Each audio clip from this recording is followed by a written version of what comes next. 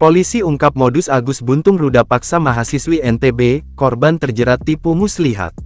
Beginilah modus Agus Buntung, pria tanpa tangan yang dituduh ruda paksa mahasiswi di NTB dan jadi tersangka. Adapun mahasiswi korban ruda paksa Agus Buntung membongkar modus pemuda tanpa tangan tersebut.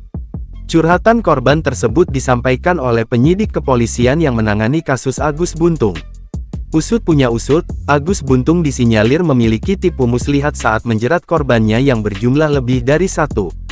Terkait modus, Polda NTB mengungkap pengakuan dari korban, yakni para korban yang jumlahnya lebih dari satu telah terjerat tipu muslihat Agus.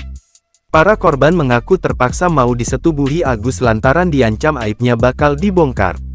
Tanggal 7 Oktober tahun 2024, tersangka melakukan dugaan tindak pidana pelecehan seksual fisik terhadap korban, yaitu dengan cara melakukan tipu muslihat dan mengancam akan membongkar aib masa lalu korban kepada orang tuanya sehingga korban terpaksa mau melakukan persetubuhan, tulis keterangan postingan Polda NTB.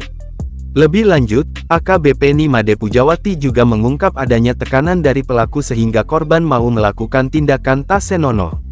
Hal itulah yang menjadi dasar penyidik menetapkan Agus jadi tersangka ruda paksa meskipun sosoknya merupakan disabilitas yang tidak punya tangan.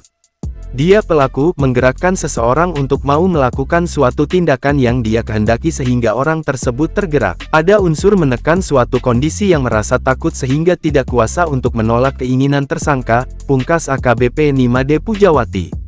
Dalam kasus tersebut, polisi berhasil memperoleh 2 alat bukti yang kuat guna menjerat Agus. Tak cuma bukti, polisi juga punya 5 saksi yang menguatkan perilaku buruk Agus Buntung. Sementara pihak kepolisian telah membongkar modus kejahatannya, Agus Buntung tetap mengelak. Agus mengaku ia tidak mungkin meruda paksa korban sebab kondisinya yang serba terbatas. Bahkan diungkap Agus, ia tidak bisa membuka baju dan celananya sendiri, sehingga ia tidak mungkin memerkosa mahasiswi. Saya tidak mungkin melakukan kayak gitu.